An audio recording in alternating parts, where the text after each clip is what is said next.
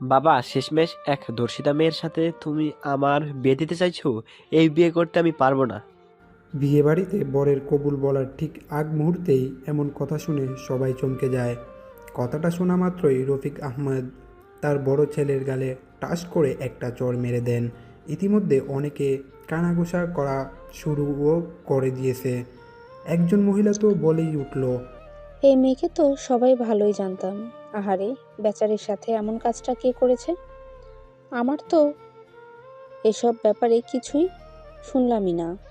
নিজের মেয়ের সম্পর্কে এসব কথা শুনে আর ঠিক থাকতে পারলেন না রহিমা বেগম। মুখে আঁচল দিয়ে কাঁদতে লাগতেন। তিনি আগেই তার ভাইকে বলেছিলেন একমাত্র মেয়ের বিয়েটা সে খুব সাদামাটাভাবেই দিয়ে দিতে চান, যেন এসব বিষয়ে জানাজানি না হয়। কিন্তু ভাইয়ের জোড়াজুড়িতে তার ছেলের সাথে নিজের মেয়ের বিয়ে এত অনুষ্ঠান করে দিতে সে রাজি হয়েছে। রফিক আহমেদ সেই মহিলাকে ধমক দিয়ে উঠলেন, কী সব যাতা বলছেন? এমন কিছুই হয়নি মধুমিতার সাথে। খামাখা ওনাকে চুপ করিয়ে কি লাভ বাবা? উনি তো ঠিকই বলেছেন। তোমরাই তো এত বড় বিষয়টাকে ধামাচাপা দিয়ে দিয়েছো। বাবা রায়হান, চুপ থাক বাবা। আমি তোর ফুপু, তোর পায়ে পড়ি। এসব মিথ্যে অপবাদ আমার মেয়ের নামে তুই দিস না। মিথ্যা কেন বলছো ফুপি? বলো, তোমার মেয়েকে রিয়াদ নামের ছেলেটা উঠিয়ে নিয়ে যায়নি? রাখেনি নিজের কাছে এক রাত? কিছু না করে ছেড়ে দিয়েছে বুঝি? শুরু হলো সবার মাঝে তর্কাতর্কি। এসব কিছুর মাঝেও একজন চুপ করে বসেছে আছে তার দিকে। পায়ে তার আলতা, হাত ভর্তি মেহেদি, গয়না দিয়ে পা থেকে মাথা অবধি ভরপুর, চোখে টানা টানা কাজল, গায়ে বিয়ের বেনারসি। মধুমিতার এসব আর কিছুই ভালো লাগছে না। বাবা বেঁচে থাকলে হয়তো এখন এসব আর সহ্য করতে হতো না। উঠে এক দৌড়ে বিয়ের স্টেজ থেকে নেমে দৌড়ে বাড়ির ভিতরে চলে গেলেন সে। রহিমা বেগম দেখেও কিছু বললেন না। সে জানে এখন কি হবে, গিয়েও কোনো লাভ নেই। রফিক ইতিমধ্যে বিয়ে বাড়ি থেকে সবার কাছে মাপ চেয়ে তাদের চলে যেতে বলেছেন। আর রায়হানকে গাড় ধাক্কা দিয়ে বের করে বলেছেন চোখের সামনে থেকে চলে যেতে। তবে পাড়ার আন্টিরা যেতে অনিচ্ছুক। তাদের তো এখনও কাটা গায়ে নুনের ছিটে দেওয়া বাকি। মধুমিতা রুমের দরজা লাগিয়ে সেখানে বসেই কাঁদতে লাগলো আর জীবনের হিসাব কষতে লাগলো। মধুমিতা জাহান তুলি ঢাকা মেডিকেল এর ছাত্রী। ছোট থেকেই খুব চঞ্চল ও মেধাবী। লম্বা চেহারা, অনেক ফর্সা না হলেও মায়াবী। মধুমিতার বাবা নেই। মায়ের সাথে মামার বাড়িতেই ছোট থেকে বড় হয়েছে সে। দাদার বাড়িতে মাঝে মাঝে যাওয়া হয় তাদের। রায়হান হলো তার মামার বড় ছেলে। একসময় এই রায়হানই মধুমিতাকে পাওয়ার জন্য ছিল পাগল। কিন্তু ভাগ্যের কি নির্মম পরিহাস, এই ছেলেই সবার সামনে মধুমিতাকে নিয়ে এত বড় একটা কথা বলে দিল। কথায় আছে না, মানুষ চেনা যায় বিপদে। কিছুদিন আগের ঘটনা। রিয়াদ নামের পাড়ার এক বকাটে ছেলে মধুমিতাকে খুবই বিরক্ত করত। একদিন মধুমিতা সহ্য করতে না পেরে ভার্সিটির সবার সামনে তাকে চড় মেরে দেয়। এইটা যেন কাল হয়ে দাঁড়ায় তার জন্য। রিয়াদের ইগো হার্ট হয়। সেদিন বিকেলে বাড়ি ফেরার সময় মধুমিতাকে জোর করে গাড়িতে তুলে নিয়ে যায় রিয়াদ। এক হোটেলে অজ্ঞান করে নিয়ে যায় ওকে খারাপ কিছু করতে। তবে হয়তো সৃষ্টিকর্তার সহায় ছিল মেয়েটার। ওই দিন সেই হোটেলে ড্রাগস খুঁজতে একদল পুলিশ আসায় সবাইকে ধরে নিয়ে যায়। মধুমিতাকে অতিরিক্ত ডোজ দেওয়ার ফলে তার জ্ঞান ফিরতে সকাল হয়ে যায়। এদিকে রহিমা মেয়েকে না পেয়ে যেন পাগল প্রায়। মধুমিতাকে বাসায় এনে রফিক ঠিক করে পাড়ায় এসব কিডন্যাপিং এর বিষয় ছড়ানোর আগেই তাড়াতাড়ি নিজের ছেলের সাথে বিয়ে দিয়ে দিবে মধুমিতার। তবে রায়হান এর মধুমিতার সতীত্ব নিয়ে সন্দেহ এখন আর, তাই সে মধুমিতাকে বিয়ে করতে চায় না। তবে মধুমিতা অনেকবার তাকে রিজেক্ট করেছে, সেই প্রতিশোধ নেওয়াটা এখন বাকি। তাই বিয়ে বাড়িতে এত কাহিনী করলো সে। দেখো গো ননদিনী, বিয়ে বাড়িতে সবাই সামনে কি কাণ্ডটাই না হলো। এখন হয়তো তোমার মেয়েকে আর কেউ বিয়ে করবে না। হালিম বানানোর জন্য মাংসগুলো কেটে কেটে টুকরো করেছিল রহিমা। তখনই রায়হানের মায়ের মুখে এমন কথা শুনে থেমে যায় সে।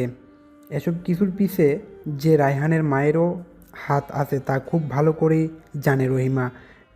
নিজের বোনের মেয়ের সাথে ছেলের বিয়ে দিতে না পারায় ক্ষোভটা হয়তো এখন ছাড়বে সে।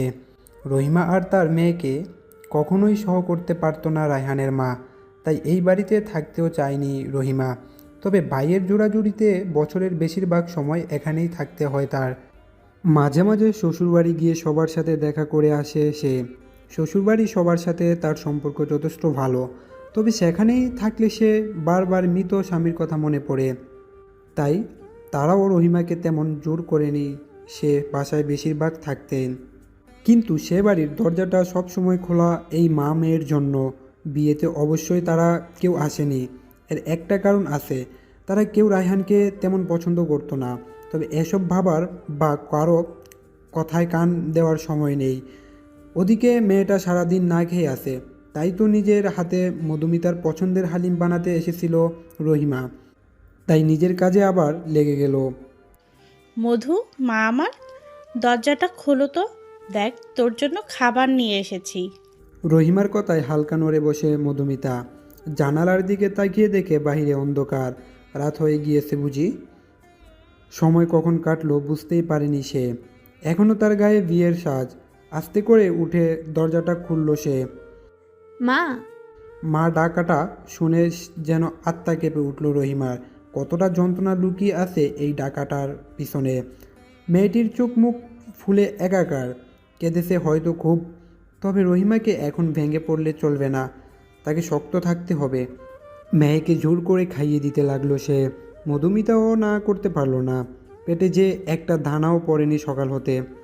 মা, সবাই কি তোমাকে আমায় নিয়ে কথা শুনিয়েছে? কী সব বলছিস? কে কি বলবে?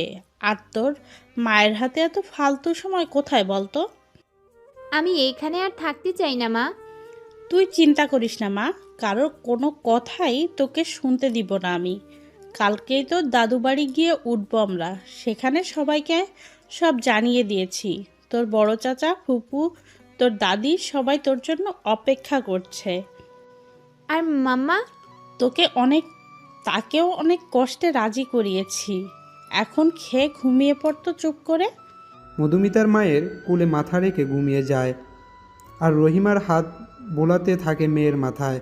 পরের দিন সকালে তারা গিয়ে হাজির হয় মধুমিতার দাদুর বাড়িতে। ওনারা সবাই গ্রামেই থাকে, থাকবেই না বা কেন? ওনারা তো জমিদার বংশ, গ্রামের প্রধান, সবার ভালো মন্দ তো তারাই দেখে। বাড়ির সামনে নামতেই রহিমার যেন আর তর সইছে না। ভাবিকে মনের সব কথা বলে নিজেকে হালকা না করলে যেন থাকতে পারবে না সে। তাই মধুমিতাকে রেখে নিজের ব্যাগটা নিয়ে আগেই ঢুকে গেল বাড়িতে। মায়ের কাণ্ড দেখে মধুমিতাও হেসে দিল। অনেক দিন পর গ্রামের গাছগাছালি, পুকুর এসব দেখে তারও ভালো লাগছে খুব। সেও তাই এদিকে ওদিকে তাকিয়ে ঢুকতে যাবে, তখনই কারো সাথে ধাক্কা খেয়ে পড়ে যেতে নিল। সে যাতে পড়ে না যায় তাই সামনের লোকটির শার্ট খামচি দিয়ে ধরল। ওদের মাথার উপর মধুমিতার ওড়না এসে পড়ে, দুজনকে ঢেকে ফেলেছে একদম। এমন সময় সামনের ব্যক্তিটি কণ্ঠ শুনতে পায় মধুমিতা।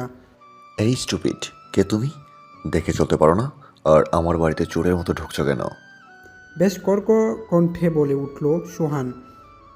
ধমক খেয়ে সাথে সাথে নিজেকে ছাড়িয়ে নেয় মধুমিতা, আর বাতাসে উড়তে থাকা ওড়নাটা টেনে নিচে নামিয়ে নেয়। খোপাটাও খুলে গিয়েছে, অবাধ্য চুলগুলো সামনে এসে এলোমেলোভাবে উঠছে।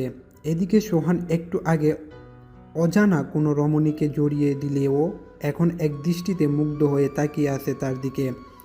খোলা চুল বাঙালি মেয়েদের এত সুন্দর লাগে কেন? যেন মনে হচ্ছে দুনিয়াটা থেমে গেছে। তবে এই গোড়তার বেশিক্ষণ রইল। নিজের অনুভূতিকে কিভাবে নিয়ন্ত্রণ করতে হয় তা তার খুব ভালো করেই জানা আছে। এই, কে আপনি? আর একটু আগে আমাকে ঝাড়ি মারলেন কেন? সোহান যেতে নিয়েছিল, তবে মধুমিতার কথায় থেমে যায়। পিছন ফিরে তাকায় মধুমিতার দিকে। তখন ওড়নার নিচে থাকায় মধুমিতাকে চিনতে পারেনি, তবে এখন ঠিকই চিনতে পারছে।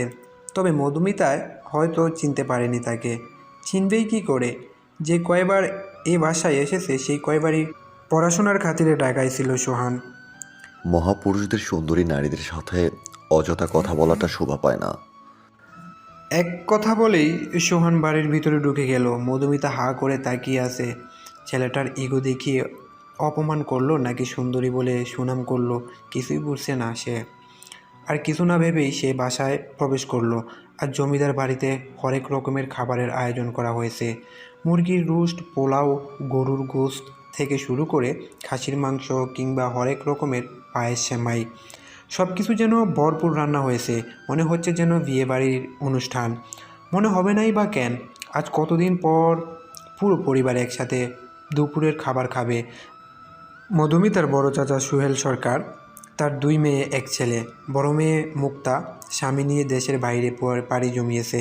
ছোট মেয়ে সিনহা এবার 10ম শ্রেণীতে পড়ে। আর একমাত্র ছেলে সোহান সরকার, পেশায় একজন ডক্টর। মধুমিতার ছোট ফুপি শিফা, তার 1 মেয়ে ঝুমুর, 1 ছেলে যে বড় তার নাম মিরাব। সাথে তো মধুমিতার দাদা দাদি আছে। এতদিন পর সব ভাই বোনরা একসাথে হয়ে কত খুশি। ডাইনিং রুমে বসে সবাই আড্ডা দিতে ব্যস্ত। মধুমিতাও যেন সব ভাই বোনকে একসাথে পেয়ে খুব খুশি। মধুমুক্তা আপুকে খুব মিস করছে সবাই। আর সোহান হলো সবার বড়। সে একপাশে চুপ করে ডন কেয়ার ভাব নিয়ে ফোন টিপছে। এই মৌমাছির মধু, তোর চুল এত বড় কেন রে? তোরে কতবার বলছি আমারে মৌমাছির মধু ডাকবি না। ওর তো ঘাড়ের রক সব তেরা, বলে লাভ নেই মধু আপু। ওর তো পুরা মাথায় নষ্ট, নতুনের কি? এই পুরো গ্রুপ মিলে আমাকে পচালে ভালো হবে না, কিন্তু বলে দিলাম। পচাবো না কেন? তোর জন্য তো আমি একটা নতুন নামই ভাবছি। আজ থেকে তোর নাম মুরগির পায়ের নুপুর। বাহ, কি মেধা আমার! নোবেল পাওয়ার যোগ্যতা রাখে। পরে তুই গাইবি আর নাচবি। ঝুমুর ঝুমুর নুপুর বাজে, মুরগি মেলেছে পাখনা। আহা! থাক, বেচারিকে আর কেউ পচাবে না। ছোট আম্মু, দেখো সবাই আমাকে মানসিক নির্যাতন করছে। কার এত বড় সাহস রে আমার পরি মেয়েকে কথা শোনায়? ও পড়ি না ছোট আম্মু, ও হলো পেতনি। দেখো না চুলগুলো কেমন কোকড়ানো। সবাই এভাবেই নিজের মধ্যকার খুনসুটি দিয়ে আসে। আর সোহান যেন এসব চেঁচামেচিতে বেশ বিরক্ত হচ্ছে। সেও ওদের সবার স্বভাবের সম্পূর্ণ বিপরীত। তার সব সময় শান্ত পরিবেশে থাকা ভালো লাগে। গম্ভীর স্বভাবেরও বলা যেতে পারে। তবে চোখে চশমা পরে থাকা সিল্কি চুলের ছেলেকে চাইলেও কেউ ইগনোর করতে পারবে না। তবে সোহানকে এই মুহূর্তে ঝুমুর বাদে সবাই ইগনোর করে নিজেদের দুষ্টুমিতে ব্যস্ত। শুধু ঝুমুর একটু পর পর পানির গ্লাস হোক বা পায়েসের বাটি এটা ওটা এগিয়ে দিচ্ছে সোহানকে। এই বিষয়টা সিনহাও কিছুটা খেয়াল করছে। দুপুরের ভরপুর খাওয়া দাওয়া শেষে সবাই বাদ ঘুম দিয়েছে। তবে দোতলায় বারান্দাতে দাঁড়িয়ে আছে মধুমিতা। আইসক্রিম খেতে ইচ্ছে করছে তার। তবে এখন কাকে বলবে আনতে? গ্রামের বাড়িতে তো সচরাচর সবখানেই দোকানপাটও থাকে না। এক কাজ করা যায়, ফুপিকে রসমালাই বানিয়ে ফ্রিজে রাখতে দেখেছিল মধুমিতা। দুধে চুবিয়ে রাখা গ্লাসগুলো ঠান্ডা অবস্থায় খেয়ে আইসক্রিম এর মতোই লাগবে। মধুমিতাকে আর পাইকে দৌড়ে নিচে নামছিল, আবার কারো সাথে জোরে ধাক্কা। আউচ! আবার তুমি? মধুমিতার মনে পড়ল সকালের কথা। তখন সোহানি তাড়াহুড়া করে ঢুকছিল। তবে বকাটা দিয়েছে মধুমিতাকে। এখন প্রতিশোধ নেওয়ার সুযোগ। সোহানকে কিছু না বলতে দিয়েই এবার সেই বলা শুরু করলো। You nonsense! কে আপনি? দেখে চলতে পারেন না? আর আমার রুমের সামনে চোরের মতো ঘুরছেন কেন? একটু আইসক্রিমও খুঁজতে দিবেন না নাকি? এক কথায় বলেই মধুমিতা একটা বউ দৌড় লাগালো। ওকে আর পাইকে। সোহান পুরো ভেবেচিকে খেয়ে গেছে। সবসময় সে সবাইকে কথা শোনায়, আজ এই 2 দিনকার পিচ্ছি মেয়ে তাকে কথা শোনালো। আর কি বলল? সে চোরের মতো রুমের সামনে ঘুরছে। পাশের রুমটাই তো তার, নিজের রুমে যাবে না কি সে? এর বদলা সোহান সরকার ঠিকই পরে নিয়ে ছাড়বে। এদিকে বিকেলবেলায় সবাই ঠিক করছে আজ সবাই মিলে গ্রামের বড় জঙ্গলে ঘুরতে যাবে। ট্রুথ ও ডিয়ার খেলাও খেলবে সব ভাই বোন মিলে। তবে সোহান এসব খেলা যেতে চায় না, কিন্তু বাবা সুহেল এর জিদের কাছে হার মেনে ওকে ওদের দায়িত্ব নিতে হয়। ওরা সবগুলোই তো বাচ্চা বাচ্চা মেন্টালিটি নিয়েই থাকে, তাই সাথে ম্যাচিউরির কাউকে তো থাকা উচিত। সবাই অবশেষে জঙ্গলে এসে হাজির হলো। গাছগাছালিতে ভরা ঘন জঙ্গলে আলো আসছে খুব কষ্ট করে। মনে হয় যেন সন্ধ্যা হয়ে গিয়েছে। একটা খোলা জায়গায় সবাই গোল হয়ে বসেছে, মাঝে একটা বোতল। এখন থুত আর ডিয়ার খেলার পালা। প্রথমে মিরাব। গাছগাছালিতে ভরা ঘন জঙ্গলে আলো আসছে খুব কষ্ট করে। মনে হয় যেন সন্ধ্যা হয়ে গিয়েছে। একটা খোলা জায়গায় সবাই গোল হয়ে বসেছে, মাঝে একটা বোতল। এখন থুট আর ডিয়ার খেলার পালা। প্রথমে মিরাব বোতল ঘুরালো, মুখের দিকে সিনহার দিকে এসে পড়ছে। ট্রুথ নাকি ডিয়ার? ট্রুথ। ক্রাশের নাম বল। মুরতাসিন আর হামজা। এরা তো পাকিস্তান ড্রামার নায়ক। একটা থাপ্পড় দিয়ে ড্রামা দেখা বের করে দিব একটা থাপ্পড় দিয়ে ড্রামা দেখা বের করে দিব একদম। সামনে এক্সাম আর উনি পড়া বাদ দিয়ে ড্রামা দেখে। এই বয়সে ক্রাশ কি আবার? আহ ভাইয়া, এগুলো কেমন ব্যবহার? এর জন্যই তোমাকে আমরা আনতে চাইনি। নিজে তো পুরো আনরোমান্টিক হয়ে গেছো, আমাদেরও এমন বানাতে চাও নাকি? আমি বুড়ো আনরোমান্টিক? ঠিকই তো বলছি, এত বড় হয়েছে, না করছি প্রেম, না করছি বিয়ে। বড় ভাইয়ের সাথে কিভাবে কথা বলতে হয় ম্যানার্স ভুলে গেলি নাকি? নিজেই জানে না, আরেকজনকে শিখায়। সোহান কিছু বলতে যাবে, এর আগেই ঝুমুর চিল্লিয়ে বলে উঠল, মধুমিতা তোর গায়ে যোগ। আ এক চিৎকারের সবাই কানের পর্দা প্রায় ফাটিয়ে দিয়েছে। গাছে বাড়ি খেয়ে ওর চিৎকার আওয়াজ আবারও প্রতিফলিত হচ্ছে। সবাই চোখ বন্ধ করে কানে হাত দিয়ে মাথা নিচু করলো। এত জোরে তো 10টা বক্স একসাথে বাজালেও আওয়াজ হয় না। এদিকে ভয়ে মধুমিতা সিনহাকে এমনভাবে চেপে ধরেছে যেন, সোহান ভাইয়া হেল্প, ওকে ছাড়িয়ে নিজের কাছে নাও, দম আটকে গেল আমার। ওর দম যায়। যতই ঝগড়া করুক বনি তো। সোহান আর কিছু না ভেবে মধুমিতাকে ছাড়িয়ে নিজের কাছে নিল। মধুমিতার আর এত কিছুই হুঁশ নেই। ও সামনের ব্যক্তির বুকে মাথা রেখে শক্ত করে জড়িয়ে ধরল তাকে। সোহান যেন মধুমিতার প্রতিটা কাঁপুনি অনুভব করতে পারছে। নিজেকে প্রচুর আনকমফর্টেবল লাগছে তার। কোনোদিন কোনো মেয়ে এতটা কাছে আসেনি তার। একটু পর মধুমিতা শান্ত হলে এক ঝটকায় সরে যায় সে। ইস কি লজ্জা! তার এমন রিয়াকশন দেখে সোহানসহ বাকি সবাই হেসে দিল। তুই এত ছোচা কেন রে? একটা ঘুষি দিব, এখানে রোমান্টিক কিছু হয়নি, দুর্ঘটনা শুধু। তবে সবার সাথে এবার সোহানও হেসে দিয়েছে মধুমিতার রিয়াকশন দেখে। মেয়েটা আসলেই বাচ্চা। এদিকে এই প্রথম সোহানকে হাসতে দেখলো মধুমিতা, তবে লজ্জায় আর দ্বিতীয়বার তাকায়নি।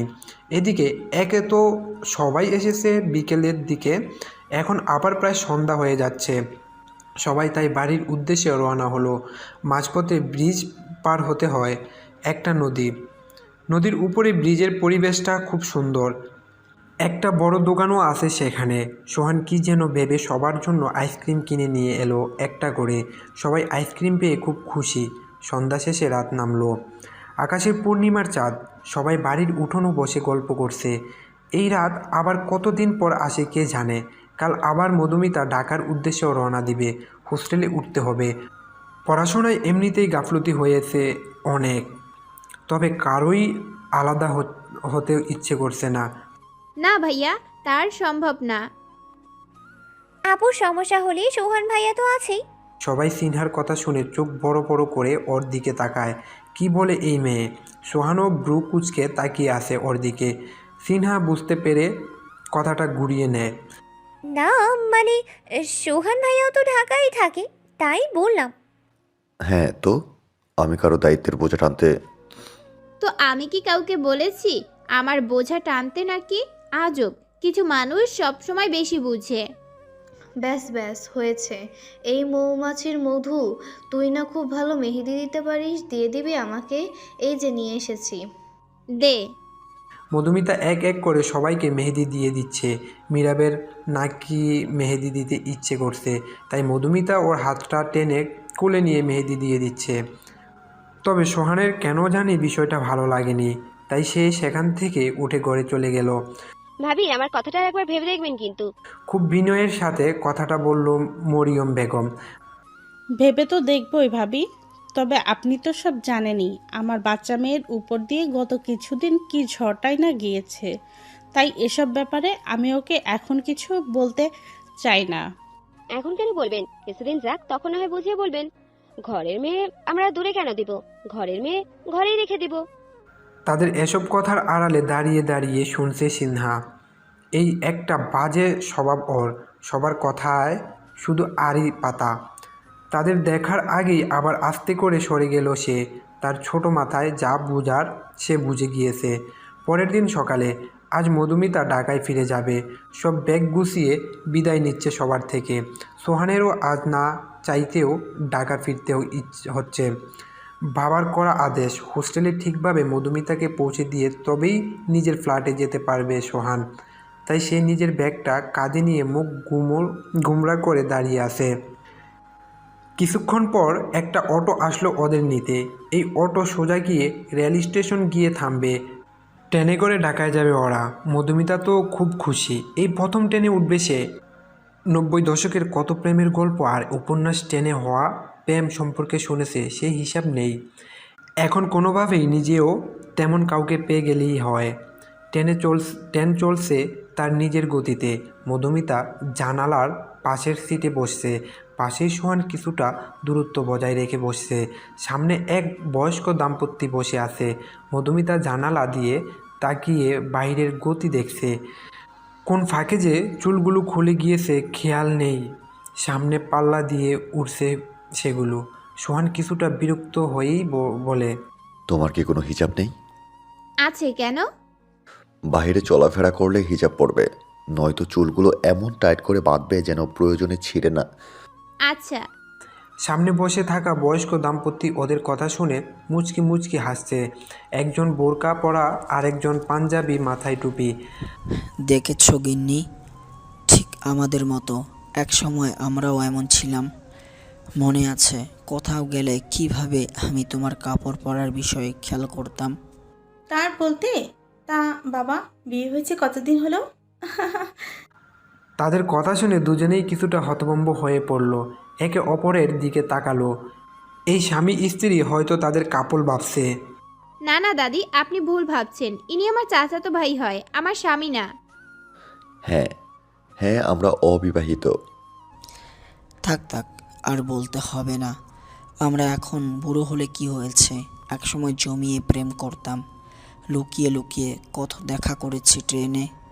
তোমার তো তাও চাচাতো বলেছ। একবার তোমার দাদি এক শিক্ষকের সামনেও পড়েছিল।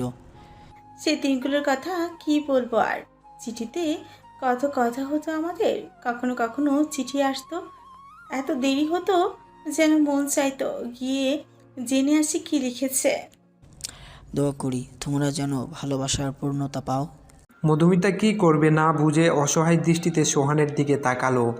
সোহানও বুঝে গিয়েছে এদের আর বলে বোঝানো যাবে না। তাই প্রসঙ্গ এড়াতে সে তাদের রুমটার বাইরে চলে গেল। মধুমিতা অবশ্য এই সুযোগে তাদের লাভ স্টোরি শুনতে ব্যস্ত। কিছুক্ষণ পর সোহান ঝালমুড়ি, আলুর চপ, হাবিজাবি নিয়ে এসেছে সবার জন্য। মধুমিতা না বললেও ও বুঝছে এত সময় ওর খিদে লেগেছে নিশ্চয়ই। ঝালমুড়ি দেখে তো মধুমিতা অনেক খুশি। ঢাকায় আসতে আসতে প্রায় দুপুর হয়ে গেল। এই দাম্পত্য এই স্টেশনে নামবে না, পরেরটায় নামবে। তাই তাদের থেকে বিদায় নিয়ে মধুমিতা আর সোহান নেমে যায় নিজেদের গন্তব্যস্থানে। চারপাশে জমে থাকা পানি আর ভেজা ভেজা পরিবেশ দেখে মনে হচ্ছে বৃষ্টি হয়েছে কিছুক্ষণ আগে। সোহান আর মধুমিতা পাশের রেস্তোরাঁয় কিছু খাওয়া দাওয়া করে নিল। এবার মধুমিতাকে হোস্টেলে দিয়ে সোহানের নিজের ফ্ল্যাটে যাওয়ার পালা। নামার আগে অবশ্যই মধুমিতা সোহানকে একটা থ্যাঙ্কস জানিয়েছে। তারপর হোস্টেলের গেট দিয়ে ঢুকতে গেল। মধুমিতা ভাবছে আর হয়তো সোহানের সাথে দেখা হবে না, তবে সোহান ভাবছে অন্য কিছু। একটা ডেভিল হাসি দিয়ে সে তার ফ্ল্যাটে চলে গেল। অনেক দিন পর আজ ভার্সিটিতে ক্লাস করতে যাচ্ছে মধুমিতা। সাথে বান্ধবী মিস মিউ আছে। ভার্সিটিতে নাকি এই ডিপার্টমেন্টে নতুন স্যার এসেছেন, ঢাকা মেডিকেলের ডাক্তার। দুজন মাঠে হাঁটছে আর কথা বলছে। মুরগি খাই থান, নতুন স্যার আমার জান। পাগল হলি? দুধ মাখন দই খাই, আমি শুধু নতুন স্যারকেই চাই। আরে কী সব হাবিজাবি কবিতা শুরু করলি? দোস্ত, তুই এই কয়দিন ছিলি না, ভার্সিটিতে নতুন দুজন স্যার এসেছে। একজন আমাদের ডিপার্টমেন্টের, অন্যজন আরেক ডিপার্টমেন্টের। দুজনই যা দেখতে। স্যাররা বাবা মায়ের সমতুল্য, তাই এসব ঢং বাদ দিয়ে পড়ায় মনোযোগ দে, সামনে এক্সাম। এমন সময় হঠাৎ মিস মিউর গায়ের উপর কেউ এক বালতি জল ঢেলে দিল। কোন ডগি রে? ডগি না, আমরা। দুজনে পিছ ফিরে দেখে একদল ছেলে মেয়ে। বুঝতে আর বাকি নেই কিসের পাল্লায় পড়েছে তারা। ভার্সিটিতে পড়তে আসবে, র্যাগিং এর পাল্লায় পড়বে না এমন খুব কম ছেলে মেয়ের সাথেই হয় আজকাল। এখন এই গ্রুপে 3টা ছেলে আর 2টা মেয়ে আছে। একজন ভার্সিটির প্রিন্সিপালের ছেলে রুদ্র, সাথে 2 বন্ধু স্বপন আর আয়ান। মেয়ে দুটোর নাম আরু আর রুশি। দুজনেই ছোট ছোট ড্রেস পরা, উপরের ইউনিফর্ম। রুশির চুল বব কাট করা ছোট ছোট, দেখতে চাইনিজদের মতো। এই মেয়েরা এদিকে আসো। থাক, সরি বলতে হবে না, আমি খুব দয়ালু, মাফ করে দিচ্ছি। হোয়াট? কি বলছো এসব? কে কাকে মাপ করবে?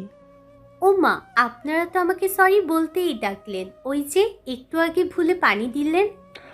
ভুলে পানি দিয়েছি? তাকে বললো। ভুলেই দিয়েছেন জানি, নয়তো আমার সম্পর্কে না জেনে দিয়েছেন, জানলে হয়তো দিতেন না। ওই মিশু, এখন অন্তত ঝামেলা করিস না। তুই মার্শাল আর্ট জানোস, তাই সব কিছুতে নাক গলাস না। কি বললিস? আর বলিস না, ও একটু এমনি। তুই কি আমাকে তুই করে বললি? হ্যাঁ বললাম। কেন, তুই আমাদের ক্লাসমেট না? না হলে তুই করে বলছিস কেন? আমিও বললাম। ইউ ব্লেডি বিস, আই উইল কিল ইউ। থাম আরু। রুদ্র পা থেকে মাথা অবধি মিস মিকে দেখে নিল। অত্যাধুনিক পোশাকের ছোঁয়া না থাকলেও মোটামুটি একটা লং স্কার্ট আর ফুল হাতার শার্ট, উপরে গলায় পেঁচে দেওয়ার ওড়না, মাথায় ছোট একটা হিজাবও আছে দেখি। মেয়েটার সাহস আছে মানতে হবে। পাশের মেয়েটার থেকে এই মেয়েটাকে বেশ মনে ধরেছে রুদ্রর। নাম কি তোমার? আশফি জাহান মিশমি। আপনার? সিনিয়রদের পাল্টা নাম জিজ্ঞেস করছো? আরে থাম, মাহিয়ান রুদ্র। কোন ইয়ার? ফার্স্ট। ও, পানি দেওয়ার জন্য সরি, এখন যাও। It's okay. মধুমিতা মিস মিউকে টেনে নিয়ে ক্লাসের দিকে চলে গেল। এই মেয়ের বেশি সাহসের জ্বালায় মধুমিতা শেষ। বাকিরা তো হা করে রুদ্রের দিকে তাকিয়ে আছে। সেই রুদ্রের সামনে কেউ একটা বাড়তি কথা বলতে তার খবর হয়ে যেত। সেই রুদ্র আজ কি হলো? ডুট, কি হলো এটা? কোনটা কি হলো? এই যে মেয়েটাকে লাই দিয়ে মাথায় উঠিয়ে নাচালি। লাই কই দিলাম, জাস্ট একটু কথা বললাম আর কি। ডাল মে কুছ কালা হে। ডাল মে কুছ কালা হে। থাম তো। আমি ভাই সোজা কথার মানুষ। মেয়েটাকে ভালো লেগেছে, ওর ব্যাপারে খোঁজ নিয়ে দেখতো। চল এখন ক্লাসে যাই, সময় হয়ে গিয়েছে ক্লাসের। ক্লাসে বসে বসে গল্প করছে মিসমি আর মধুমিতা। কাল সকালে দুজন নীল খেতে যাবে, কিছু গল্প আর উপন্যাসের বই কিনবে। কাল ভার্সিটি বন্ধ। এসব কথা বলতে বলতে কখন যে স্যার এসেছেন তা দুজনের খেয়ালই নেই। বসেছেও একদম লাস্ট বেঞ্চে। এদিকে স্যার ক্লাসে ঢুকে দেখে সবাই দাঁড়িয়ে, শুধু দুজন এখনও জমিয়ে আড্ডায় ব্যস্ত। স্যার সবাইকে বসতে বলে চোখের চশমাটাকে আঙ্গুল দিয়ে একটু ধাক্কা দিল। ক্লাসের কিছু মেয়েরা তো হা করে তাকিয়ে আছে। স্যার সামনের বইটা মুখের সামনে ধরে পাতা উল্টাতে লাগলো। মিস মধুমিতা এবং তার পাশের জন কাইন্ডলি একটু দাঁড়াবেন। হঠাৎ নিজেদের কথা শুনে মধুমিতা ও মিসমিউ একটু হটকচিয়ে গেল। আরে সামনে বই নিয়ে কে দাঁড়িয়ে আছে?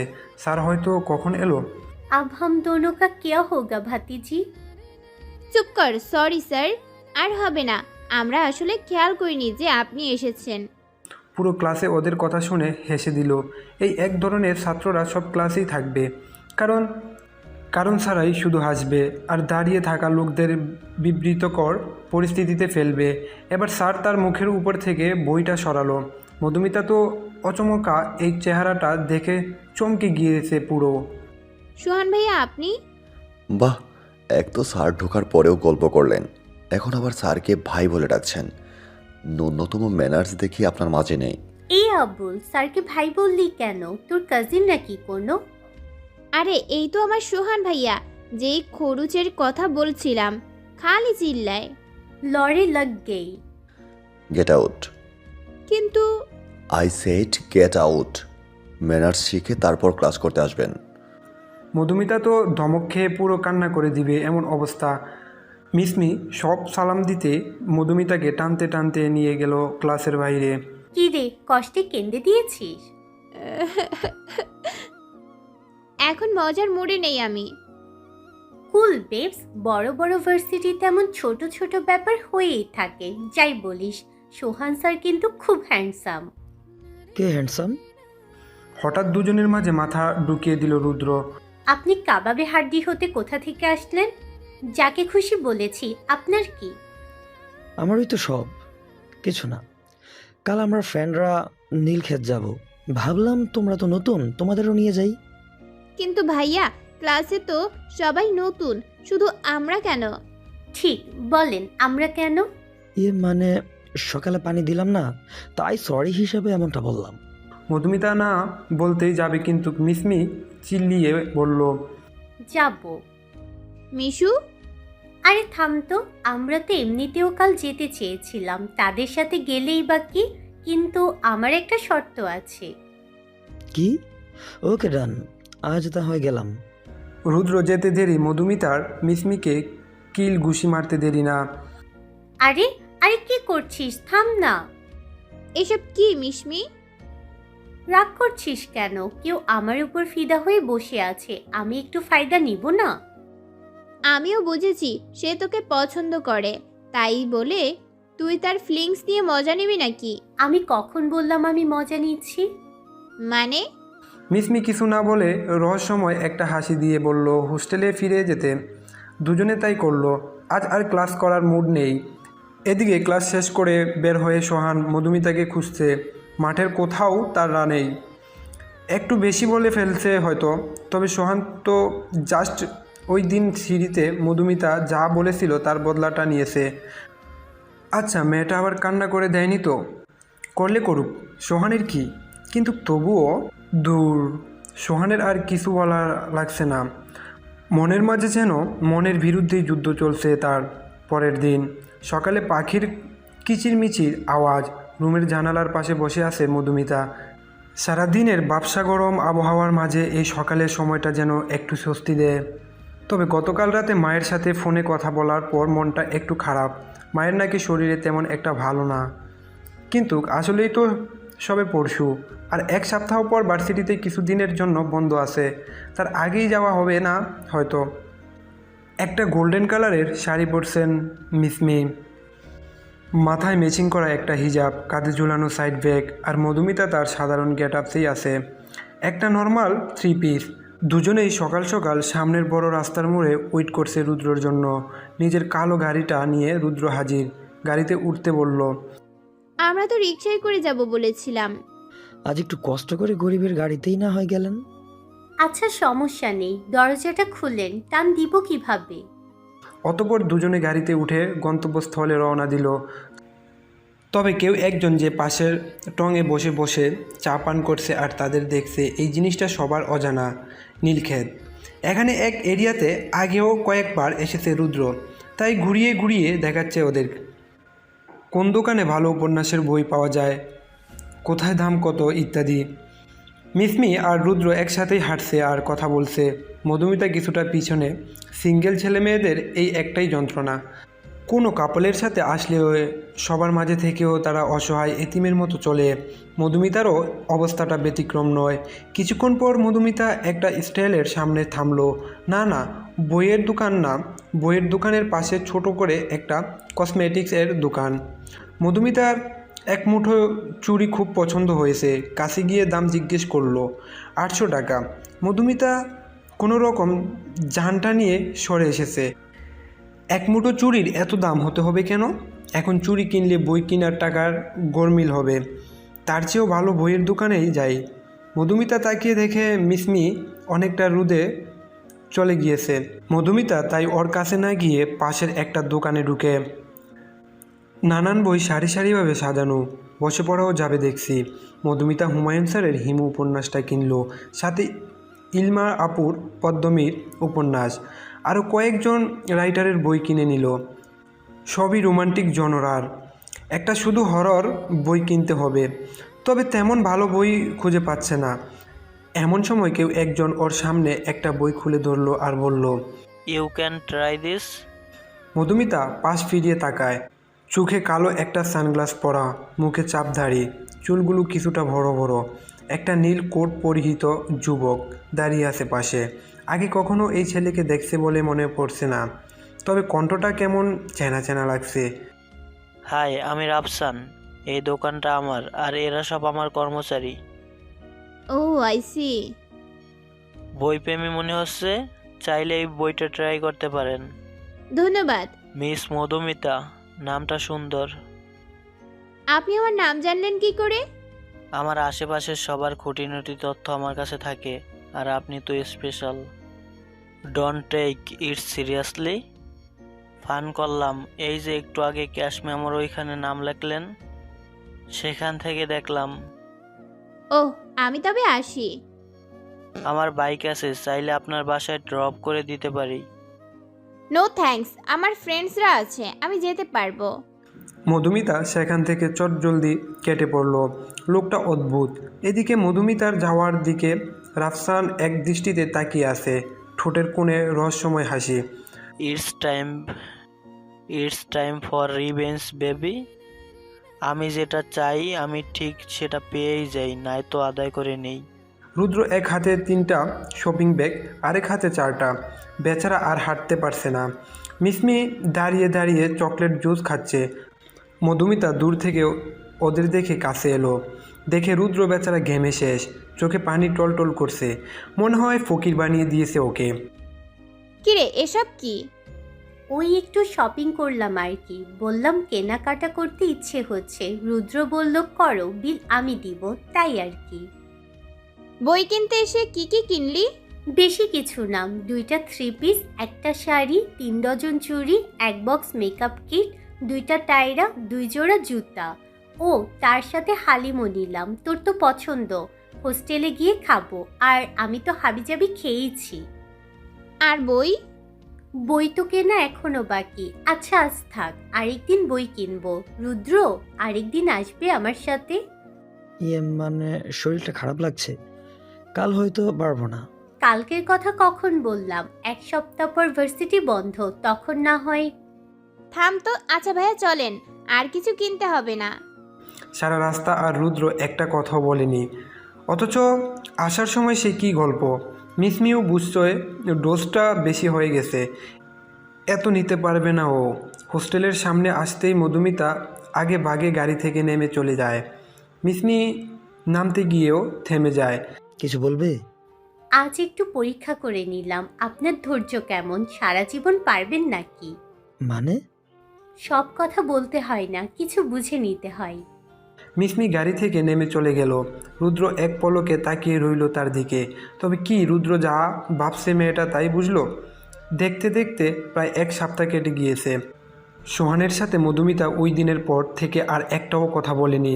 ক্লাস টাইমে শুধু ক্লাস করছে চুপচাপ। সোহান কয়েকবার আগ বাড়িয়ে কথা বলতে আসলেও মধুমিতা এড়িয়ে চলছে। এইদিকে মিসমির সাথে রুদ্রের প্রেমটাও বেশ জমছে। আজ সবাই যে বাড়িতে বেড়াতে যাবে, মিসমির তাই মন খারাপ। এর অবশ্যই একটা কারণ আছে, মিসমি অনাথ। মধুমিতা তাই জোর করছে খুব ওর সাথে যেতে। তবে মিসমি যাবে না, রুদ্র তো আছেও ওর জন্য। তাই শেষমেশ মধুমিতা একাই যাওয়ার সিদ্ধান্ত নেয়। বাস স্ট্যান্ডে এসে দাঁড়িয়ে আছে মধুমিতা, কানে মোবাইল। ও পাশ থেকে বড় আম্মু সোহানের মা বলে দিচ্ছে কোন গাড়িতে উঠবে।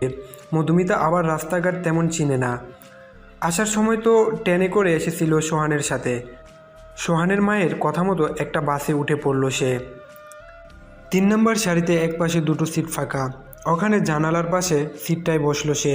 কিছুক্ষণ পর বসে থাকতে থাকতে ঘুমিয়ে গেল সে। এই আরেক ঝামেলা, গাড়িতে উঠলেই তার ঘুম। এইদিকে তার পাশে যে কোন ছেলে এসে বসেছে তার দিকে খেয়াল নেই। অনেকটা পথ পেরিয়ে গাড়িতে তেল দেওয়ার জন্য এক জায়গায় থামলো বাস। মধুমিতার ঘুম ভাঙলো, জেগে বুঝলো সে অপরিচিত কারো কাঁধে মাথা রেখে ঘুমাচ্ছিল। তাড়াতাড়ি সরে যায় সে। উপরে তাকিয়ে ভূত দেখার মতো চমকে যায়। আপনি? অন্য কাউকে এক্সপেক্ট করেছিলে নাকি? না মানে আপনিও বাড়ি যাচ্ছেন? ফর ইউর কাইন্ড ইনফরমেশন, ওই বাড়িটা আমারও। বড় ছেলে হওয়ায় একটু বেশি আমার। তুমি তো বিয়ে করে পরের বাড়ি চলে যাবে। তাই ওই বাড়িকে বাবার বাড়ি বলবে, তোমার বাড়ি হবে তোমার শ্বশুর বাড়ি। মধুমিতা কিছু না বলে মুখটা ফুলিয়ে অন্যদিকে ঘুরে। এই ছেলেটা সবসময় তাকে কথা শোনায়। সোহান ওর চেহারাটা দেখে হাসছে। মেয়েটা কিউট, বাসে তেল ভরতে সময় লাগবে। সোহান এই ফাঁকে বাইরে গিয়ে পাশের হোস্টেলে থেকে 2 প্লেট গরম খিচুড়ি নিয়ে এলো। বাসে কম বেশি সবাই তাই খাচ্ছে। এখানকার খিচুড়ি খুব ভালো। সোহান আগে যেই কয়বার ঢাকা থেকে গিয়েছে সেই কয়বারই খেয়েছে। নেও, কি? খুলো দেখি। না, খাবো না। যে আমাকে বারবার কথা শোনায় তারটা খাই না। ওকে, নো প্রবলেম। সোহান বসে বসে নিজের ফ্ল্যাটটা ফাঁকা করছে। কেমন লোক রে বাবা, আরেকবার সাধবে না। মধুমিতার খিদেও পেয়েছে। নিচ থেকে এখন কিছু এনে খেয়ে আবার লজ্জা পেতে হবে, কিন্তু নাকের কাছে গ্রান্ত লুঙ্গি ড্যান্স করছে। এই তো আরেকবার ডিমে কামড় দিল। এই জানালার গ্লাস দিয়ে আমায় দেখো কেন? আপনাকে কোথায় দেখলাম? আজব, বাহির দেখছি। শেষবারের মতো বলছি, ঢং না করে খেয়ে নাও। মেয়েদের বাড়তি ঢং আমার ভালো লাগে না। আপনি বললেই আমাকে শুনতে হবে বুঝি? যদি না খাই কি করবেন? কুলে বসিয়ে খাইয়ে দিব। কুলে বসে খাবা? মধুমিতার চোখ বড় বড় হয়ে গিয়েছে সোহানের কথা শুনে। এটা কেমন কথা? লোকটা লজ্জা নেই নাকি? আবার এত জোরে বলেছে যে বাসের সবাই তাকিয়ে আছে। সোহান নিজেও কিছুটা হস্তত্ব বোধ করলো। মুখ ফসকে কি যাতা বলছে। এই মেয়ের সামনে যেন তার আরেকটা পার্সোনালিটি জেগে ওঠে। মধুমিতা তাড়াতাড়ি খিচুড়ির প্লেটটা পাশ থেকে ছো মেরে নিয়ে খেতে শুরু করে। একটু পর সোহান একটা কোন আইসক্রিম আর কিছু হাবিজাবি নিয়ে আসছে মধুমিতার জন্য। ধরো, তোমার তো আবার খাওয়ার পর মিষ্টি কিছু না খেলে ভালো লাগে না। তেমন কিছু পাইনি, তবে এইটা টেস্ট করো। লোকটাকে কিছু না বললেও মনের কথা বুঝে কিভাবে? থ্যাঙ্কস। বারবার থ্যাঙ্কস দিবে না তো, শুনতে ভালো লাগে না। খাও। আর রাস্তায় জ্যাম পড়বে একটু পর। বাড়ি যেতে যেতে রাত হবে হয়তো। রাতের আকাশে আজ অর্ধচাঁদ দেখা যাচ্ছে। বাসের লাইটটাও বন্ধ। মধুমিতা জানালার পাশে সিটটায় বসে এখনও হেলান দিয়েই ঘুমাচ্ছে। কিছু চুল উড়ে এসে কপালে পড়ছে বারবার। সোহান চুলগুলো কানের পিছে গুজে মাথাটা নিজের বুকের উপর রাখলো। এমন কেয়ারলেস কেন মেয়েটা? জানালার বাইরে প্রায় অর্ধেক মাথা বের হয়েছিল। সোহান মধুমিতাকে বুকে রেখে দেখে ওর শরীরটা হালকা গরম। জ্বর আসবে নাকি মেয়েটার? কপালে হাতের উল্টো পিঠ দিয়ে দেখে আসলেই গরম হচ্ছে শরীরটা। কোটটা গায়ের উপর দিয়ে ডেকে দিল। আর একটু ঘুমাক মেয়েটা। কিছুক্ষণের মধ্যেই মেইন রাস্তাতে ছেড়ে চিকন রাস্তায় গিয়ে বাসটা থামবে, তখন না হয় জাগাবে ওকে। কানে হেডফোন লাগাতেই সোহান গান শুনতে লাগলো। রোদে পোড়ায় রোমিও চেহারা তুমি বুঝলে না। আমার ইশারা লোকে পাগল বলুক, মাতাল বলুক, আমি তোমার পিছু ছাড়বো না। ডাল মে কুছ কালা হে। এই ভাই, আয়া পড়ছি, নামেন, কে নামবেন? বাস হেল্পারের ডাকে নড়ে বসে সোহান। মধুমিতাকে ডেকে তোলে, ইশারা দিয়ে বুঝায় নামতে হবে। মধুমিতাও আস্তে করে উঠে দাঁড়ায়। সোহান ওকে নিয়ে গাড়ি থেকে নামে। সোজা অটোতে করে বাড়িতে গিয়ে পৌঁছে। বাড়ির সবাই হয়তো ভাবছে এত দেরি যেহেতু হচ্ছে আসতে হয়তো বোর হবে। তবে সোহানের মা এখনও ড্রয়িং রুমেই বসে জিমছে। মধুমিতাকে নিজের রুমে পাঠিয়ে সোহান ওর মায়ের সাথে কথা বলতে লাগলো। মধুমিতার জ্বরের ব্যাপারেও বলল। সোহানের মা নিজে না গিয়ে সোহানের কাছে ঔষধ দিয়ে বলল মধুমিতাকে খাইয়ে দিতে। সোহান কিছুটা হস্তব্দ বোধ করলো। তার মা নিজে না গিয়ে সোহানকে কেন এত রাতে অন্য মেয়ের রুমে পাঠাচ্ছে? মায়ের কথাবার্তা শুনে মনে হলো তার হাবভাব তেমন একটা ভালো না। কি মতলবে ডাকলো কে জানে। সোহান আর কিছু না ভেবে ওষুধ নিয়ে মধুমিতার রুমে গেল। দরজাটাও খোলা। পরপর কয়েকবার নক করলো, কিন্তু কোনো আওয়াজ নেই। শেষে নিজেই দরজা ধাক্কা দিয়ে ভিতরে ঢুকলো। দেখে মধুমিতা গায়ে চাদর দিয়ে শুয়ে আছে, চুলগুলো পুরো ভিজা। এত রাতে আবার গোসল করতে কে বললো ওকে? মধুমিতা ওঠো। আরে ওঠো একটু, ওষুধ খেয়ে আবার ঘুমাবে। মধুমিতা আস্তে আস্তে চোখ খুলল। ভালো করে খেয়াল করে দেখো, এটা সোহান। চটজলদি উঠে বসে মাত্র গোসল করে গেঞ্জি আর স্কার্ট পরে বের হয়ে শুলো। গায়ে ওড়নাও নেই, চাদরটা গায়ের উপর আরেকটু টেনে ওঠালো। সোহানও বুঝতে পেরে অন্যদিকে তাকায়। সরি, আমার এত রাতে তোমার রুমে আসা ঠিক হয়নি। আসলে মা পাঠিয়েছে, ঔষধটা খেয়ে নাও। আর আমি পাশের রুমে আছি, কিছু লাগলে রাখবে। দরজাটা লাগিয়ে ঘুমাও। সোহান তাড়াতাড়ি উঠে নিজের রুমে চলে গেল। নিঃশ্বাস খুব জোরে জোরে চলছে। এমন লাগছে কেন তার? এই মেয়েটা যেন খুব টানছে সোহানকে। সোহান নিজের ফোন বের করে গ্যালারির একটা ছবি দেখতে লাগলো, মধুমিতার ঘুমন্ত ছবি। না না, কাম অন সুহান, নিজেকে কন্ট্রোল করতে হবে। তোমার ওর প্রতি অনুভূতিটা কি ঠিক সেটা সম্পর্কে আগে তুমি নিজে শিওর হও। টিনেজার ছেলে মেয়েদের মতো অল্পতে এত আবেগী হওয়াটা তোমার মানায় না। Control your self. সকালবেলা আর সকাল সকাল বাড়িতে রান্নার আয়োজন শুরু হয়েছে। বাড়ির একমাত্র জামাই যে এতদিন পর মেয়ে নিয়ে আসবে, আপ্যায়ন যেন কোনো কমতি না হয়। মেয়ের জামাইয়ের সাথে আবার তার কোনো দূর সম্পর্কের ভাইও নাকি আসবে। মধুমিতা, ঝুমুর ওরাও কাজে সাহায্য করছে। মীরাব বাজারঘাট কী লাগবে বারবার এনে দিচ্ছে। সিনহা কোনো কারণবশত রুমে মুখ গুমরা করে বসে আছে। কেউ না দেখলেও সোহান বিষয়টা খেয়াল করলো, তাই সিনহার রুমে গেল ওর সাথে কথা বলতে। সিনহ, হ্যাঁ ভাইয়া বলো। কি হয়েছে রে তোর? মন খারাপ কেন? কই না তো, কিছু হয়নি। ভাইকে বলবি না? সিনহা কিছুক্ষণ চুপ করে থাকলো, তারপর হঠাৎ সোহানকে জড়িয়ে ধরে কান্না করতে লাগলো। সোহানের কলিজাটা যেন ছিঁড়ে যাচ্ছে সিনহার কান্না দেখে। বুঝ হওয়ার পর থেকে যতটা মনে পড়ে, সিনহাকে কখনো কাঁদতে দেয়নি সোহান। তার কলিজার টুকরা হলো তার ছোট বোন। বলবি না কি হয়েছে? ভাইয়া বল। আপু মনে হয় ভালো নেই। দুলা ভাইকে আমার সুবিধার মনেই হয় না। কি বলবি খুলে বল। আপু বলতে বারণ করেছিল, কিন্তু আমি না বলে পারছি না। দুলাভাই মনে হয় আপুকে খুব কষ্টই রাখে, সবার সামনে শুধু ভালোবাসার অভিনয় করে। গতবার যখন আপু আসছিল, তখন একবার আমি আপুর পিঠ দেখেছিলাম, অনেক কাটাছেঁড়ার দাগ। তারপর? আপুকে জিজ্ঞেস করলে আপু প্রসঙ্গ এড়িয়ে যায়। তাছাড়া দুলাভাইকেও আমার ভালোই লাগে না, সবার সামনে একরকম আর একা থাকলে একরকম। আমাকে কি তোকে বল? বাজি ইঙ্গিত দেয়।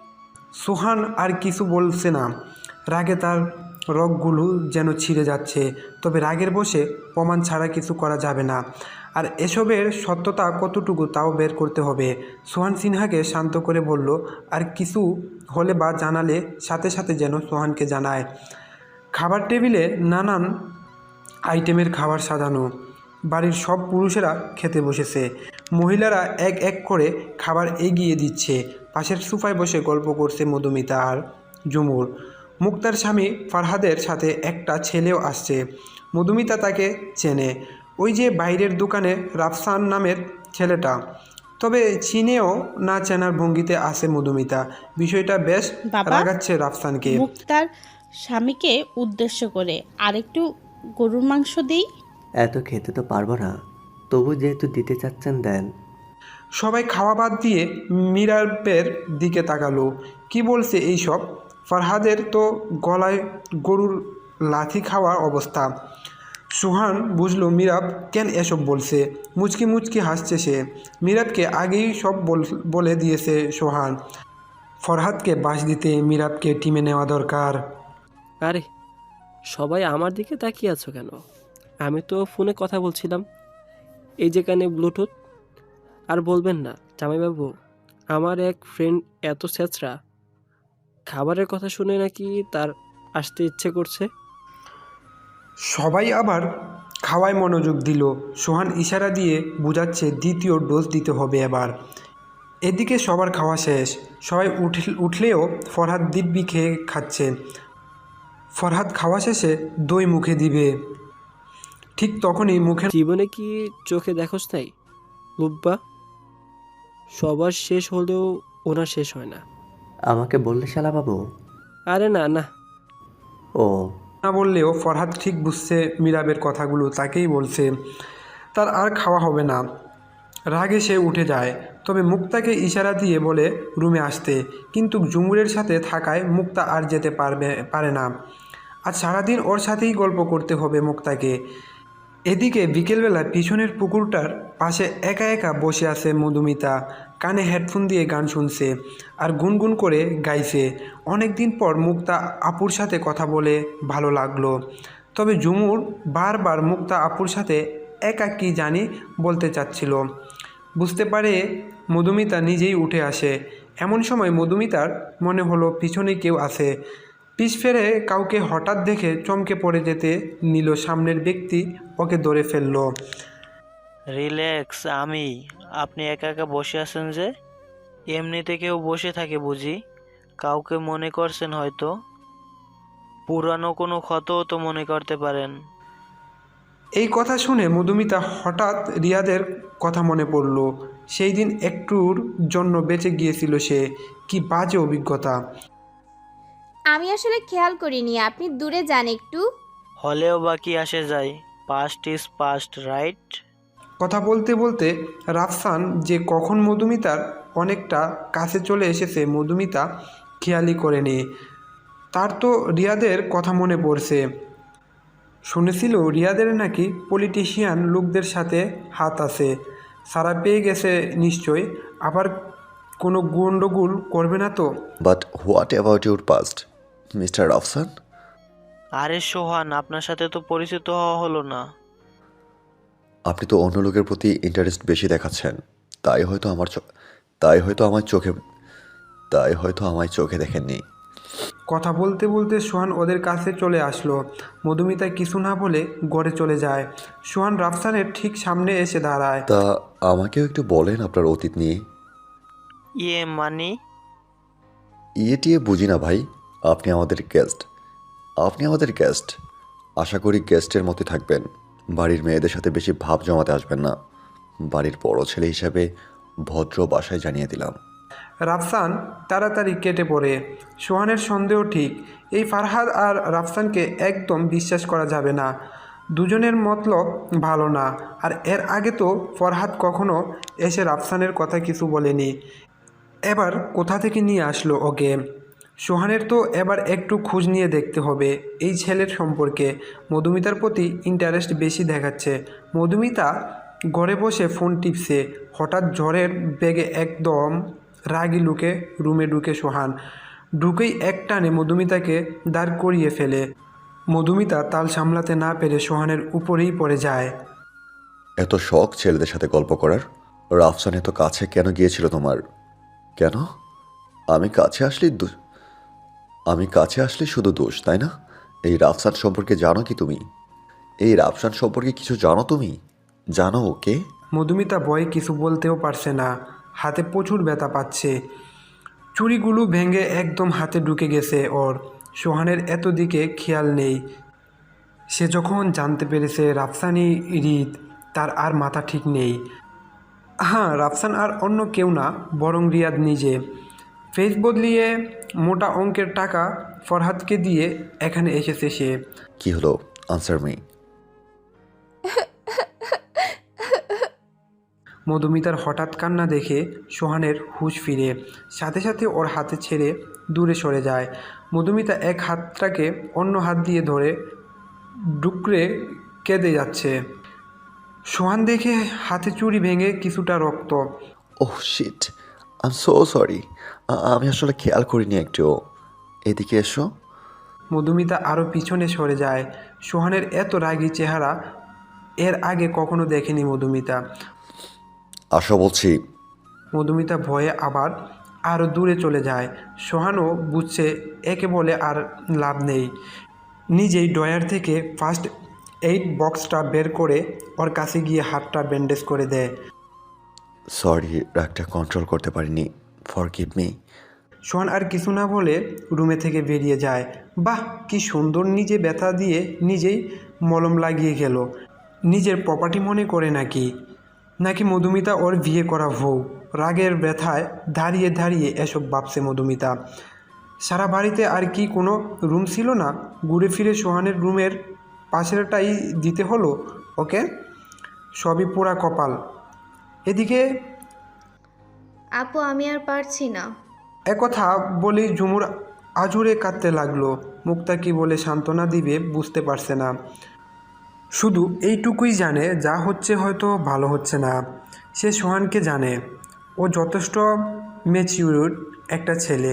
ও কোনো সিদ্ধান্ত নিলে বুঝেও শুনে নিবে। বোন আমার, থাম এবার। আমি তোকে আগেই বলেছি, সোহান তোকে আর সিনহাকে একই মনে করে, নিজের আপন বোন মনে করে তোকে।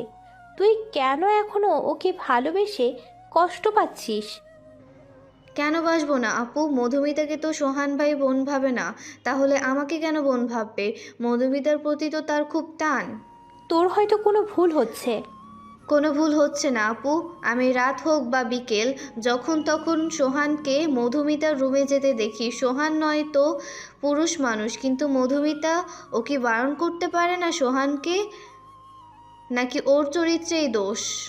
ছি ঝুমুর, এইসব কি ভাষা? মানলাম তোর কষ্ট হচ্ছে, কিন্তু ভুলে যাস না মধুমিতাও এই বাড়ির মেয়ে, আর আমি আমার ভাইকে চিনি। ওর মনে সত্যিই যদি মধুমিতার জন্য কোনো ফিলিংস থেকে থাকে, তবে ও সব ভেবে চিন্তেই এগোবে। বাহ আপু, এখন তুমিও তোমার ভাইয়ের পক্ষ নিচ্ছ? আমি কারোর পক্ষ নিচ্ছি না ঝুমুর। আমি জানি তোর যন্ত্রণা কতটুকু। কাউকে ভালোবাসলেও তাকে না পাওয়ার যন্ত্রণাটা আমি জানি। প্লিজ তুই সোহানকে ভুলে যা। মুক্তা আর কিছু না বলে নিজের রুমে পা বাড়ালো। তবে ঝুমুর এখন কি করবে? তার তো আর হচ্ছে না। মধুমিতাকেও এখন খুব বাজে লাগছে তার। এদিকে ফরহাদ নিজের রুমে বসে তার প্রেমিকার সাথে কথা বলছে। তবে সে জানে না সেই রুমে কেউ লুকিয়ে তার ভিডিও বানাচ্ছে। ট্রাস্ট মি জান, আমি তোমাকে খুব ভালোবাসি। এই গাইয়া ভূতকে তো শুধু জমিদারি বংশ থেকে বিয়ে করেছিলাম। আরে না না, তেমন কিছু না। ও তো আমার রক্ষিতা হওয়ার যোগ্য না। দেখলে গা গুলিয়ে বমি আসে। কোথায় ও আর কোথায় তুমি? হ্যাঁ, একবার শুধু টাকাগুলো হাতিয়ে নিই, তারপর বাড়ি থেকে পালাবাও। ওইদিকে রিয়াদ নামের ছেলেটার কথা বলেছিলাম না, ও হয়তো এতক্ষণে নিজের কাজ শুরু করে দিয়েছে। ব্যাস, যা জানার বা বুঝার সবটাই হয়ে গিয়েছে সোহানের। আরও কিছু প্রমাণ জোগাড় করে সে মধুমিতার রুমের দিকে রওনা হলো। প্রমাণ জোগাড়ের ঝামেলায় রিয়াদের কথা বলতেই ভুলে গেছে মধুমিতাকে। তবে এত রাতে ওর রুমে যাওয়া ঠিক হবে? তবে না গিয়ে তো উপায় নেই। রিয়াদ যদি কিছু করে বসে। সোহান মধুমিতার রুমের সামনে এসে দেখে রিয়াদ দাঁড়িয়ে আছে। আরে মিস্টার রাফসান, আপনি? না মানে আপনার রুম তো নিচতলার গেস্ট রুমটা। দোতলায় কি করছেন? শালা মাদার, এই তো যাচ্ছি। তা আপনি কি করছেন? বউয়ের কাছে আসছি। হো হট? এমা, আপনি জানেন না মধুমিতা ইজ মাই ওয়াইফ, আমার একমাত্র বউ। আচ্ছা আমি যাচ্ছি। রাফসান তাড়াতাড়ি নিচে নেমে গেল। ও তো জানতো মধুমিতার যেই কাজিনের সাথে বিয়ে ঠিক হয়েছে সে বিয়ে ভেঙে দিয়েছে। তবে কি সোহানের সাথে বিয়ে ঠিক হয়েছিল? বিয়েটা ভাঙেনি। এদিকে সোহান বুঝে গিয়েছে মধুমিতাকে একা রাখাটা সেফ না, তাই নিজের ওর রুমে ঢুকে গেল। এই মেয়েকে মাঝে মাঝে থাপ্পড় দিয়ে দাঁত ফেলিয়ে দিতে ইচ্ছে করছে। মেয়ে হয়ে রুমের দরজা লাগায় না, কেমন বদ অভ্যাস এটা। সোহান ওর রুমে গিয়ে দেখে পুরো অন্ধকার। কিছু না বলে দরজাটা লাগিয়ে পাশের সোফায় শুয়ে পড়েও। সকালে মিরাব কোনো কারণবশত বাড়ির সবাইকে বাড়ির ডাইনিং রুমে জড়ো করছে। মধুমিতা আর সোহানকে ডাকতে গিয়েছে মুক্তা। সোহানের রুম ফাঁকা। মধুমিতার রুমে নক করতে সোহান চোখ ডলতে ডলতে দরজা খুলে দুজনকে দেখে যেন ভূত দেখার মতো চমকে গিয়েছে। তাড়াতাড়ি রুম থেকে বের হয়ে মুক্তাকে নিয়ে নিজের রুমে যায়। আর মধুমিতা এখনও চিটপটাং হয়ে ঘুমাচ্ছে। সোহান, হেই মাই মিস। প্রেম করিস আর যাই করিস, কোনো কিছু অতিরিক্ত ভালো না। তুই জানিস বাড়িতে বাহিরে লোক আছে, সামহাও এই বিষয়টা গ্রামে জানাজানি হলে কি হবে? সবাই মধুমিতাকে খারাপ বলবে। আর এটা গ্রাম, শহর না। তোর কোনো এক্সকিউজ কাজে দেবে না। দূর ডুট, তুই যেমন ভাবছিস তেমন কিছু না, আমার কথাটা শোন। নিচে আয়, মুরব্বীরা সবাই তোকে আসতে বলেছে। মুক্তা আর কিছু না বলে মধুমিতাকে ডাকতে যায় ওর রুমে। সারা রাত যে কেউ ছিল তা সে জানেই না। সে দিব্যি ঘুমিয়ে যাচ্ছে গায়ে চাদর দিয়ে। মুক্তা একটা দীর্ঘশ্বাস ফেলে কিছুটা স্বস্তি পায়। না, দুজনের মাঝে এখনও এমন কিছু হয়নি। তবে ওরা আজকালকার ছেলে মেয়ে, কিছু হলেও হয়ে যেতে হবে। বাড়ির বড়দের জানাতে হবে এই বিষয়। মধুমিতাকে ডেকে নিচে নিয়ে যায় সে। এদিকে নিচে সবাইকে এক এক করে ফারহাদের সব কুকর্মের কথা ফাঁস করছে মীরা। প্রমাণ সব হাতে মুঠোয়।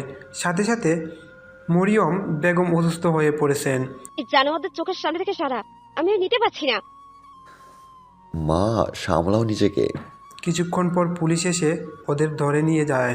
মুক্তা একপাশে মূর্তির মতো দাঁড়িয়ে আছে। ও ভাবেনি এত সহজ জানোয়ারের হাত থেকে রক্ষা পাবে সে। মীরাব শক্ত করে মুক্তার হাতটা ধরে রেখেছে।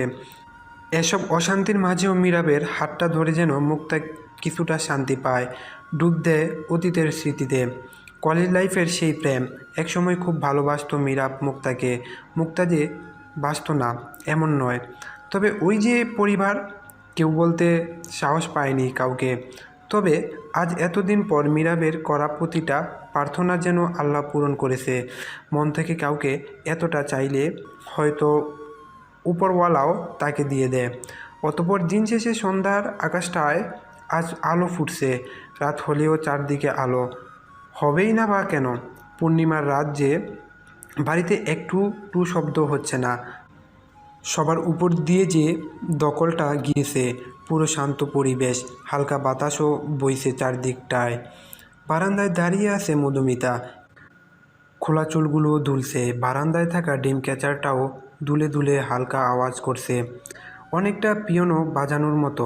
পাশেই দাঁড়িয়ে আছে সোহান, কোনো এক খেয়ালে হারিয়ে থাকার। কখনো যে পাশে কেউ এসে দাঁড়িয়েছে তা দেখেই নি মধুমিতা। এদিকে অনেকক্ষণ যাবৎ হাতে মলম নিয়ে দাঁড়িয়ে থাকতে থাকতে শেষে নিজেই গিয়ে মধুমিতার হাতটা ধরল। মধুমিতা পাশে ফিরে তাকায়। সোহানের বুকটা দগ করে ওঠে। চোখে এখনও দুফোঁটা পানি টলটল করছে। কেঁদেছে হয়তো খুব। নাকটাও একদম টকটকে লাল হয়ে গিয়েছে। গোলাপি ঠোঁট দুটো বারবার কাঁপছে।